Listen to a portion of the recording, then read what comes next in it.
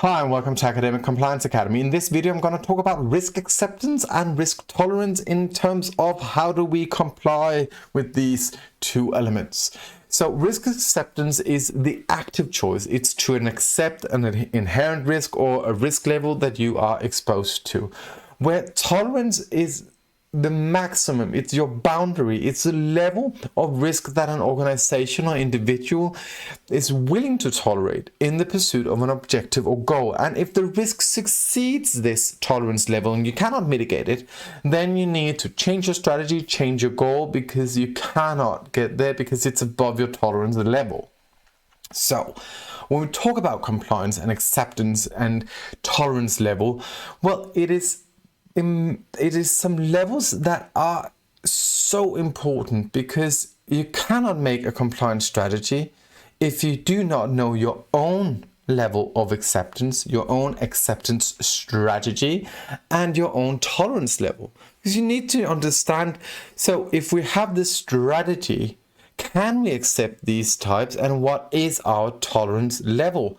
Because we do know that there are internal rules, there are external rules, there are requirements, expectation all around you, and therefore you need to align them and figure out, how do I strategize, how do I behave in this environment to secure compliance with firm strategy and our own goals and objective. So if we look at this internal and external part of complying with a focus on acceptance and tolerance. So on the left here, I put up a private entity. It has a scaling of certain type of risk within its company, and then it has some objective strategy, and it needs to align these kind of risk exposure, the acceptance level, and also the tolerance level of certain elements of risk to the strategy. If you do not know your tolerance level, and then you tend to go beyond the acceptable, you accept risk beyond your tolerance level, and well, it will be a really bad choice, especially if it is within a regulated field. Typically, this is also what will drive a scandal, etc.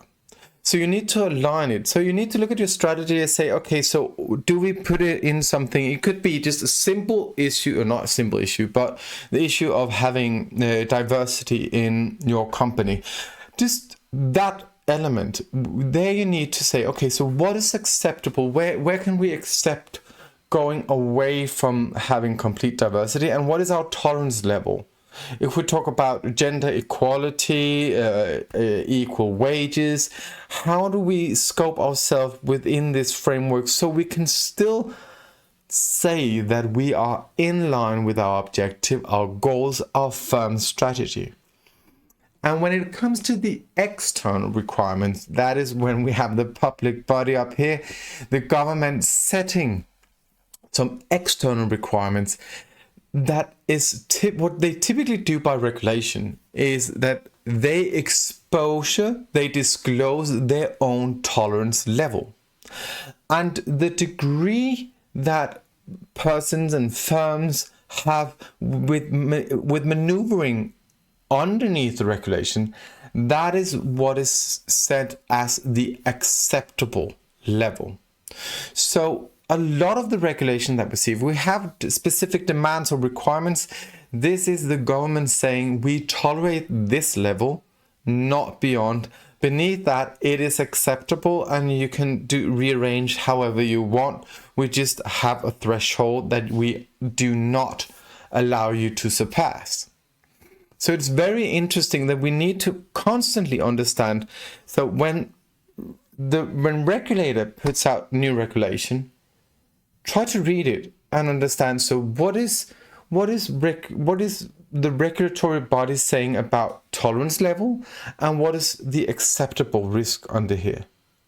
Because we need to understand this, because that we need, in terms of being compliant, we need to comply with the regulative issues, the requirements, their tolerance level, their risk acceptance, through a strategy and downwards in the operational level towards our own acceptance and tolerance degree to secure compliance the whole way through.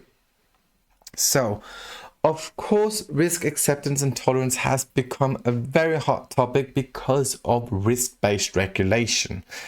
And especially, we know that we can divide risk-based regulation into 3 types: assessing societal risk, private entity risk, or systemic risk. And especially the last one has become the main subject and kind of where we see the big issues, sometimes also with societal risk-based regulation, but with the systemic risk-based regulation, we have seen really a problem about this acceptance and tolerance and finding the level to secure compliance.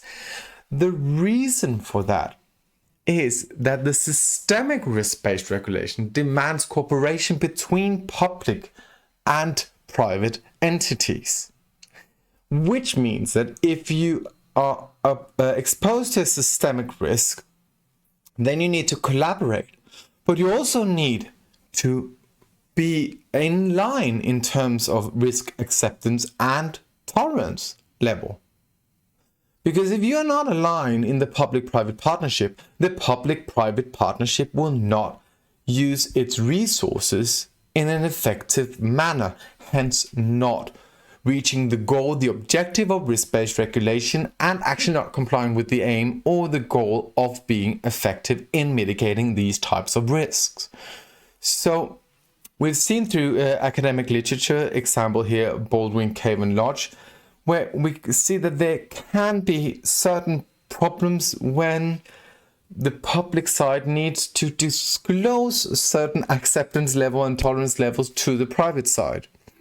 Let's just be fair and honest and say you won't meet many politicians who can go out in society and disclose a certain risk acceptance towards crime, death in hospitals, and all these areas where we know that these are under a risk-based system. But if public-private side needs to collaborate, well, then they need to align their risk acceptance and risk tolerance level, because otherwise the resource allocation will not be effective. So there are some difficulties here, and these are the topics that we can see rising in academia and in the public and the private sector regarding compliance at the moment. This was just a short video looking at this risk acceptance, risk tolerance, why they are so crucial in the discipline of compliance, and especially when we talk about public-private partnership, hence systemic risk, where we need to comply and align our strategies. Stay tuned, subscribe to this channel, and let's talk much more about compliance.